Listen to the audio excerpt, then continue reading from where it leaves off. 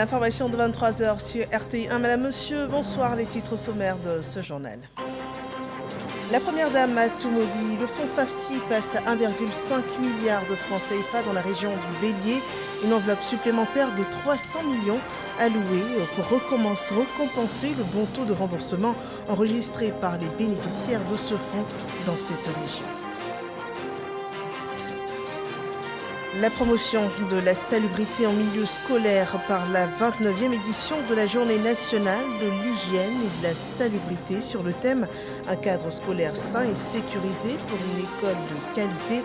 100 établissements primaires et secondaires devront exécuter des activités de salubrité et servir de modèle. Et puis des indicateurs nationaux de solidarité et de cohésion sociale relevés par l'Observatoire de la solidarité et de la cohésion sociale à Yamoussoukro. Ce sont 114 indices de cohésion sociale et 37 qui se rapportent à la solidarité, des données à faire valider par des acteurs multisectoriels. Bienvenue dans ce 23 h. La première dame Dominique Ouattara a lancé hier à Toumoudi une campagne nationale de distribution de kits scolaires de 15 000 kits pour des écoliers issus de milieux défavorisés. Une action sociale de la Fondation Children of Africa. C'était aussi une occasion pour la première dame de favoriser les femmes à travers l'initiative FAFSI. Le fonds passe à 1,5 milliard de francs CFA dans la région du Bélier, et cela grâce à une rallonge de 300 millions de francs CFA. Le compte-rendu de Mahama Traoré à suivre. Ambiance festive ce vendredi au stade municipal de Toumoudi. La première dame Dominique Ouattara retrouve ses sœurs de la région du Bélier et du district autonome des Lacs pour communier. Communier autour d'un mécanisme catalyseur de la réussite sociale de centaines de milliers de femmes ivoiriennes depuis 2012, à savoir le FAFSI, Fonds d'appui aux femmes de Côte d'Ivoire. Dans la région du Bélier, l'impact de ces microcrédits a façonné de nombreuses vies. Vous avez créé le FAFSI et grâce à vous, certains d'entre nous s'adonnent à la production de cultures de rente et d'autres à la culture vivrière et même à la transformation des produits. En un mot, nous sommes au travail. Depuis 2013, qu'il est en œuvre dans la région du Bélier, c'est au total 1,2 milliard de francs CFA de prêts à taux réduit que le FAFSI a accordé aux femmes. En croyant à leur plein potentiel, de nombreuses femmes se sont réinventées un avenir meilleur pour elles-mêmes et pour leurs familles. Elles participent donc au développement de leur communauté et du pays. Nous voulons le même succès, le même engagement communautaire pour les femmes de Toumoudi. Nous voulons des femmes qui veulent aller de l'avant en s'émancipant économiquement et socialement.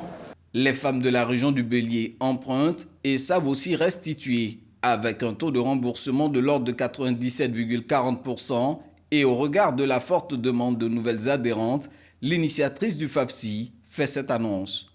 Pour donner la chance à davantage de nos sœurs de la région du Bélier de bénéficier du FAFSI, j'ai décidé de vous accorder une dotation supplémentaire de 300 millions de francs CFA. Ainsi, le montant total du FAFSI pour la région du Bélier est désormais de 1,5 milliard de francs CFA. Pour l'épouse du chef de l'État, plus de femmes autonomes avec le FAFSI, c'est l'espoir d'une Côte d'Ivoire davantage ancrée dans la paix sociale. Mes chères sœurs, chère population de Toumoudi, nous rêvons tous d'une Côte d'Ivoire forte, unie et prospère, où la paix et le vivre ensemble permettent l'épanouissement de chaque citoyen. C'est pour cela que je vous exhorte à cultiver la paix et l'harmonie dans vos familles, dans vos communautés et dans nos villes et nos villages du Bélier. Mes chères sœurs, je souhaite que vous soyez des ferventes actrices de la cohésion sociale pour apaiser les tensions sociales et politiques, car c'est dans la paix et l'unité que tout développement est possible. Outre les chèques FAFSI, Dominique Ouattara a également fait des dons en nature à ses sœurs de la région du Bélier, d'une valeur totale de 350 millions de francs CFA. Et voilà, un fonds disponible pour les femmes sans distinction, sans caution financière, ni aval ou garantie. Il faut noter que dans le Bélier, le FAFSI affiche déjà un bon taux de remboursement, plus de 97%, et cette augmentation du capital permettra à plus de femmes de travailler à leur autonomie financière. Voyons ce qu'en pensent les femmes, les bénéficiaires de la région du Bélier. On regarde. La visite de Mme Dominique Ouattara aujourd'hui est un facteur de réconciliation. Elle a catalysé la paix à Toumoudi. Tout le monde s'est retrouvé malgré les événements malheureux de 2020. J'ai dit c'est l'ange réconciliateur qui est venu aujourd'hui à Toumoudi. Merci à Dominique Ouattara. Ce n'est que du bonheur pour nous les femmes de Toumoudi, mais également pour toute la population de Toumoudi. Je dois vous dire que Mme Dominique Ouattara, ici à Toumoudi, c'est une symphonie de cohésion, parce que Mme la Première Dame, elle rassemble. Et aujourd'hui, tous les enfants, les fils et filles de Toumoudi se sont mis ensemble. Et ensemble, nous l'avons reçue. Et ça, c'est extraordinaire. Le Premier ministre Patrick Hachi conduit la délégation ivoirienne aux assemblées annuelles du groupe de la Banque mondiale et du Fonds monétaire international à Washington, aux États-Unis. Une occasion de relancer les partenaires au développement. Il s'est entretenu dans ce cadre avec le vice-président de la Société financière internationale, la SFI, Maktar Diop, également le vice-président Afrique de l'Ouest et du centre de la Banque mondiale, Ousmane Diagana, et également le vice-président de l'AMIGA, Kamal Ahmad. Des séances de travail pour consolider la coopération entre la Côte d'Ivoire et ses différentes institutions qui ont d'ailleurs noté la bonne croissance économique du pays réalisée ces dernières années. La Côte d'Ivoire pourrait très bien compter sur ces organismes financiers mondiaux pour le développement et le progrès. À suivre dans nos prochaines éditions, le compte-rendu de Adama Koné et Kéré Adama depuis Washington.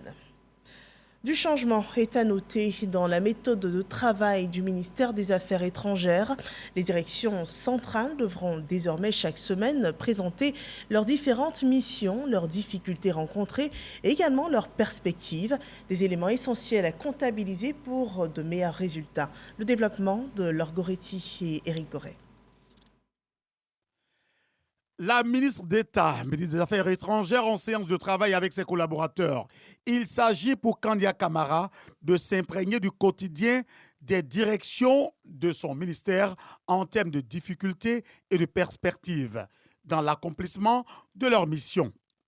Nous avons pour mission de faire en sorte que la Côte d'Ivoire ait un plus grand rayonnement, de faire en sorte que la Côte d'Ivoire soit encore plus attractive.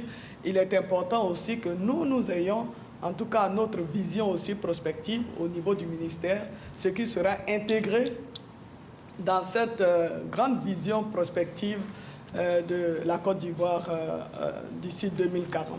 Cette lucarne permet à la ministre d'État d'être au parfum de toutes les informations qui concernent ces différentes directions. C'est donc une réunion hebdomadaire et un travail en synergie qui va relever des défis futurs. Nous sommes disposés à vous être utiles, à être utiles au ministère d'État. Nous sommes disposés à apporter le peu d'expérience que nous avons pu glaner tout le long de cette aventure diplomatique. Nous sommes disposés à la mettre au service des Ivoiriens. Le ministère d'État, le ministère des Affaires étrangères et de l'intégration africaine est donc à l'œuvre pour réussir ses missions assignées par le président de la République. En Côte d'Ivoire, l'école a repris depuis le 12 septembre dernier, une année scolaire durant laquelle les élèves auront à apprendre toutes les notions utiles à la société. La salubrité en fait partie. L'enseignement pédagogique sur ce point sera renforcé par une campagne de sensibilisation conduite par le ministère de l'Hydraulique, de l'Assainissement et de la Salubrité. L'initiative est à sa 29e édition, nous dit Franck Quadio. Une journée de travaux extrascolaires à l'école régionale de Treichville. Élèves et officiels outils à la main pour illustrer le démarrage de la 29e édition de la campagne de sensibilisation pour une meilleure gestion des déchets en milieu scolaire mettent les pieds à l'étrier. Pour cet élève, contribuer à rendre son école propre est une satisfaction. Je suis content de rendre notre école propre pour un beau cœur. Il ne faut pas les saletés vont rester. Désherber, nettoyer, démonstration de lavage de mains et même le reboisement au sein de la cour de l'école. Le civisme environnemental, cela revêt un intérêt certain noté par le représentant de la ministre de l'Éducation nationale. La question de l'environnement aujourd'hui, elle est fondamentale et elle est même mondiale. Et donc, apprendre aux enfants à planter des arbres aujourd'hui, c'est construire la nation et lui donner justement donc de pouvoir résister aux intempéries. L'école régionale de Treichville choisie pour abriter le démarrage de cette activité contre l'insalubrité en milieu scolaire.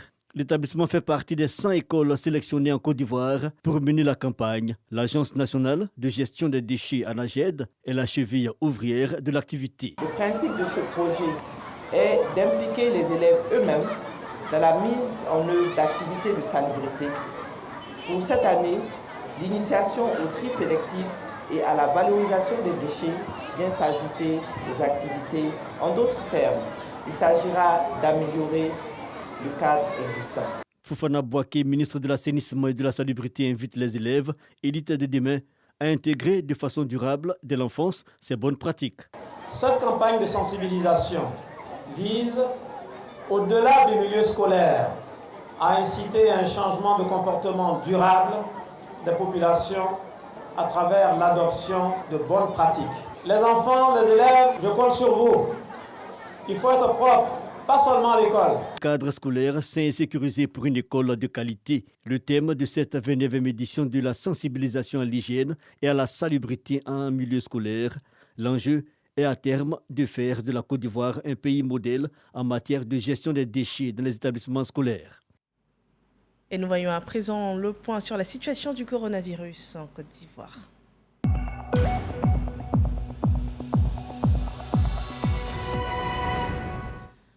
À ce jour, 39 cas de Covid-19 sont annoncés, également 26 nouvelles guérisons. 76 cas restent encore actifs. Ils sont enregistrés par le ministère de la Santé, de l'Hygiène publique et de la couverture maladie universelle. À cette date, sachant qu'au moins 20 452 977 doses de vaccins anti-Covid ont été administrées sur le territoire ivoirien. Autre actualité, dans ce journal, à Yamoussoukro, l'Observatoire de la solidarité et de la cohésion sociale s'est réuni afin de valider des indicateurs nationaux de solidarité et de cohésion sociale, des données qui permettront au gouvernement de mieux orienter ses actions dans le but de renforcer ses valeurs, des valeurs de cohésion et de solidarité. Kader Sogodogo.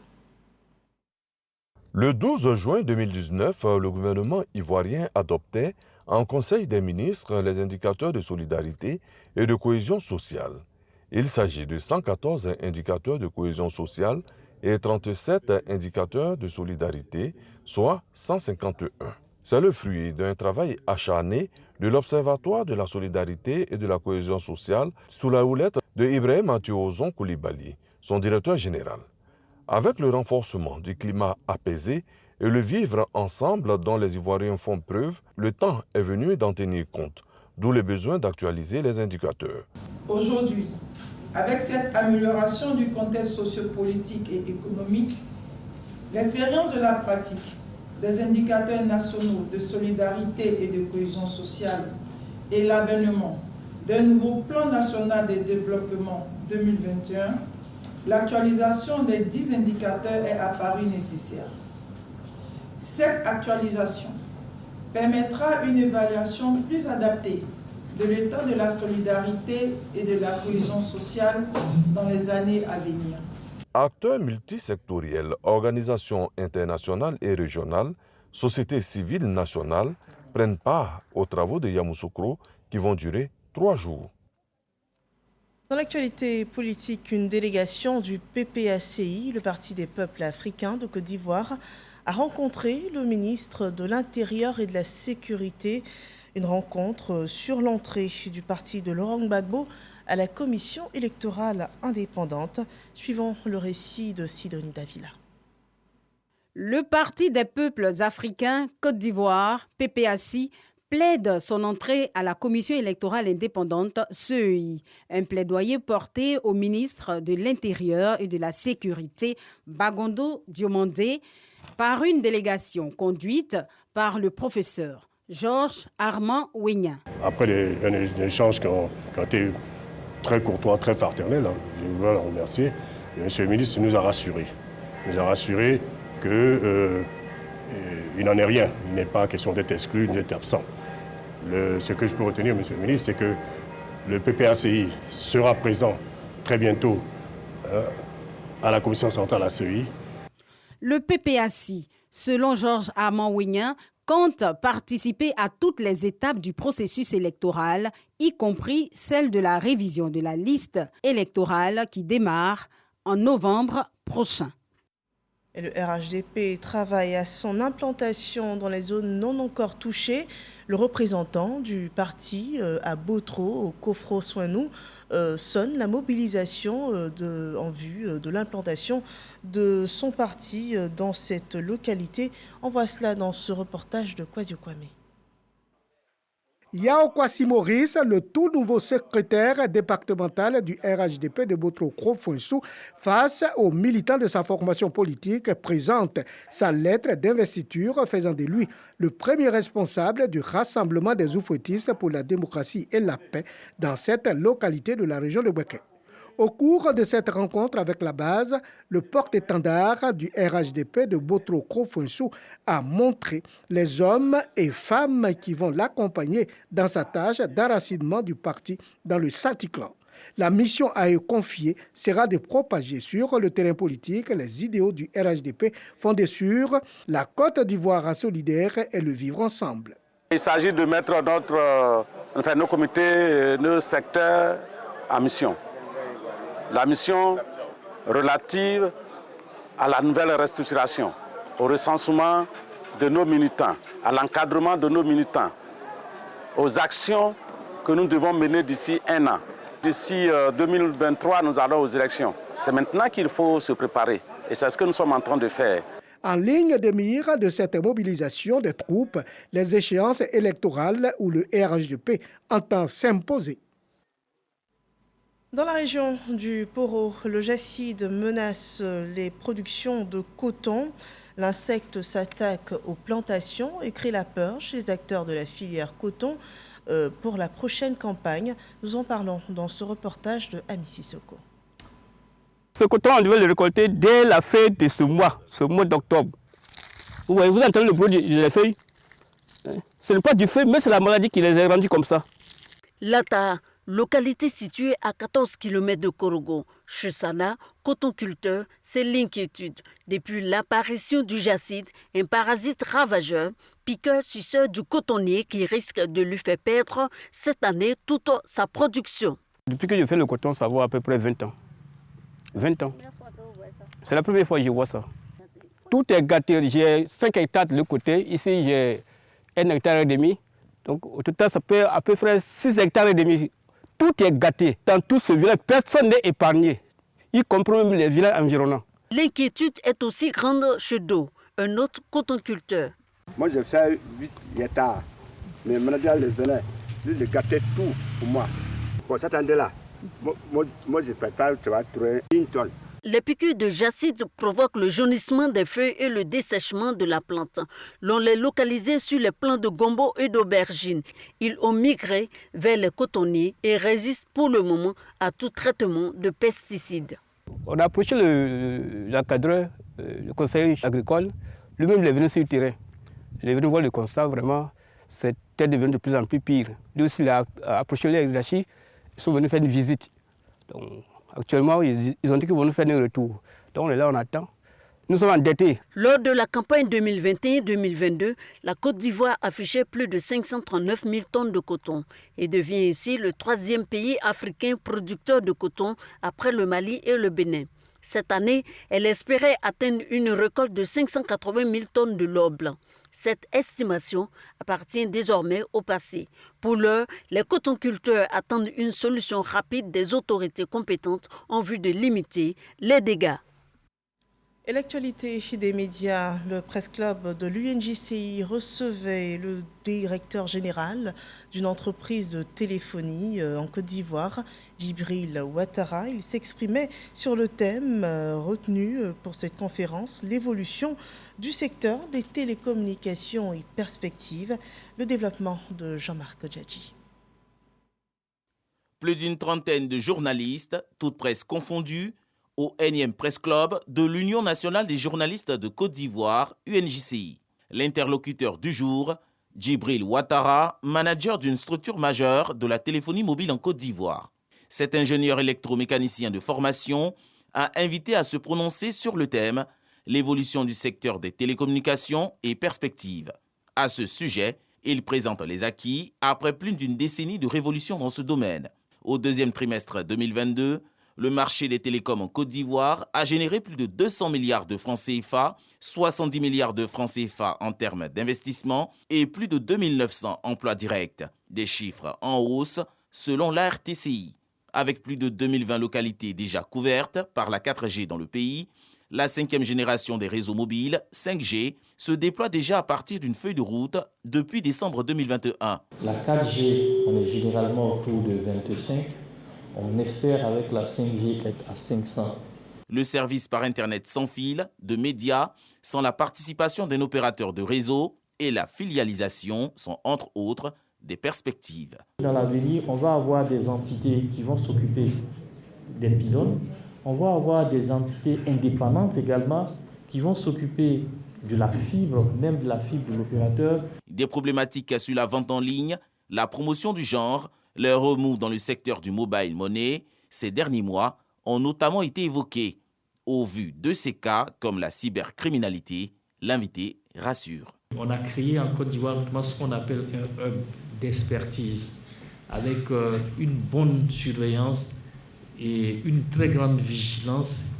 Et cette expertise que nous avons, nous essayons de partager cette expertise avec nos clients. À l'issue de ces échanges, les journalistes optent pour l'optimisme. Il a montré véritablement quels sont les enjeux et ensuite les perspectives. Et je pense qu'il a satisfait à toutes les questions et ma foi, je pense qu'il a été à la hauteur. Le Presse Club, tribune par excellence d'échanges et de débats, initié par l'Union nationale des journalistes de Côte d'Ivoire, UNJCI, traite des sujets d'intérêt public pour l'amélioration du cadre de vie des populations. Le vieux Ménécré est vivant. La preuve, c'est cette visite de la ministre de la Culture à cette figure publique en Côte d'Ivoire. Suivons ce témoignage de Issa Chonayeo. La ministre de la Culture et de la Francophonie au CHU de Treichville. Après un entretien avec le premier responsable de l'établissement sanitaire, Yao Etienne, la ministre Françoise Remarque se rend au service urologie où est hospitalisé le vieux Ménécré que les réseaux sociaux ont vite fait d'annoncer le décès il y a quelques jours. Fatigué certes par la maladie, mais il trouve le sourire pour accueillir la ministre de la Culture et de la Francophonie venue lui apporter le soutien du gouvernement. Une visite appréciée par le vieux Ménécré qui n'a rien perdu de son humour. Je suis très content. Et voilà. Françoise Remarque ne manque pas d'apporter toute son affection. Remercier tous ceux qui se sont mobilisés pour lui, qui lui ont apporté les soins, certes médicaux, mais aussi qui se sont mobilisés pour son bien-être. C'est vrai que pour nous, le vieux Ménécré représente un monument qu'il est important de soigner, mais au-delà de lui, je salue aussi tout le travail qu'il fait pour tous les citoyens ivoiriens, particulièrement au CHU de Treichville, mais dans tous les établissements médicaux. Ménécré est apparu sur la scène ivoirienne au milieu des années 2000 grâce à l'émission du coq à l'âne de John Jay. Il a tenté une carrière humoristique avant de se retrancher dans sa région natale, à Gagnoua. Le vieux Ménécré, dont la santé s'est améliorée, a quitté l'hôpital ce vendredi. Voilà le vieux Ménécré révélé sur les antennes de la RTI. Nous parlons toujours de culture, cette fois du lancement de la première édition du Festival des Arts et Culture Gban, le Gban ou Sauton Festival. Ce festival est prévu pour le 12 novembre prochain au Palais de la Culture. 32 villages et de 4 chefs-lieux de cantons de la communauté Gban y seront représentés. Le développement avec Abou Sanogo. Pour valoriser son patrimoine culturel, Ouyo Nadège lance la première édition du Festival des Arts et Culture du peuple Gban. Le peuple Gban est précurseur de la danse Samansa. Or, ce chasse-mouche sert bien évidemment à danser, à procurer la joie. Nous avons des valeurs à transmettre, des valeurs de paix, de cohésion sociale.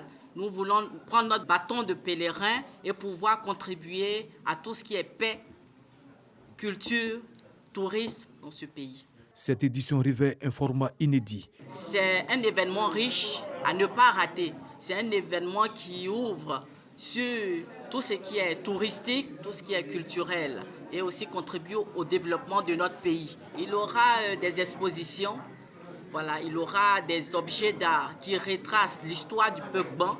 Nous avons nos filets de chasse qui datent de plus des siècles.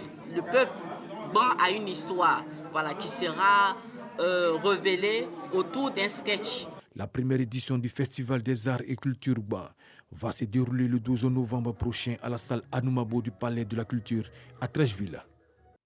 Voilà la richesse du patrimoine culturel du peuple Gban à découvrir au cours de cette première édition du Festival du peuple Gban le 12 novembre prochain. Nous parlons de sport à présent.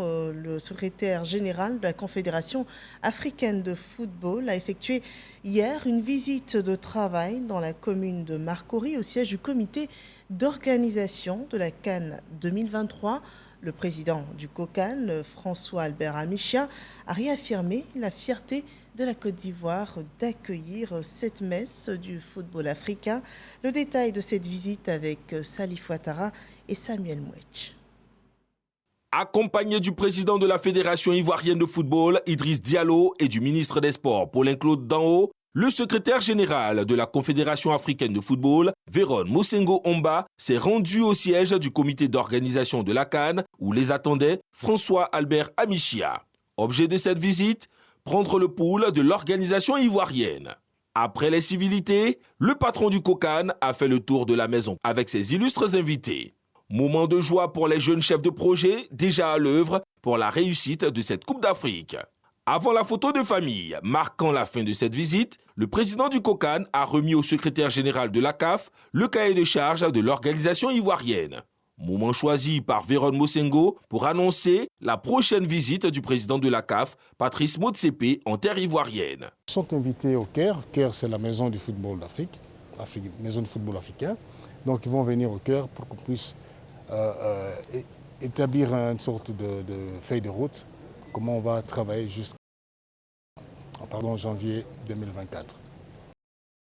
Puis, je leur ai aussi annoncé la visite du président Motsepe les 11, lors de laquelle on va signer le contrat d'accueil, les host agreements, pour matérialiser le début de l'organisation de la CAN 2023. Ce sont de bonnes nouvelles.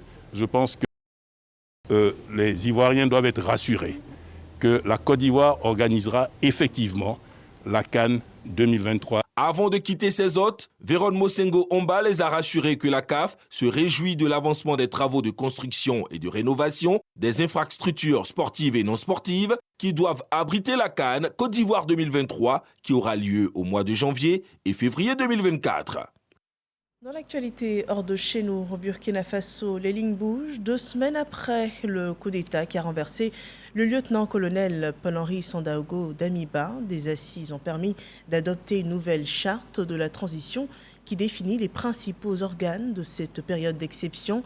et désigne un nouveau président, le capitaine Ibrahim Traoré. Cette rencontre qui s'est tenue hier a été marquée par un certain consensus autour des priorités à donner à cette nouvelle transition. La principale mission assignée, rétablir et renforcer la sécurité sur l'ensemble du territoire. Et selon la charte, la transition doit par ailleurs apporter une réponse à la crise humanitaire qui en découle. Deux aspects qui font partie des préoccupations des Burkinabés. Certains points pratiques également sont à noter. La nouvelle charte reconduit l'essentiel des principes déjà en vigueur dans le précédent texte. Et par ailleurs, d'après cette charte, le gouvernement burkinabé réduit à maximum 25 ministres et instaure une assemblée législative composée de 71 personnes, dont 16 personnalités issues des forces de défense et de sécurité, 13 personnalités apolitiques et 12 responsables issus de la classe politique. Nous achevons ici ce journal. Merci de nous avoir suivis.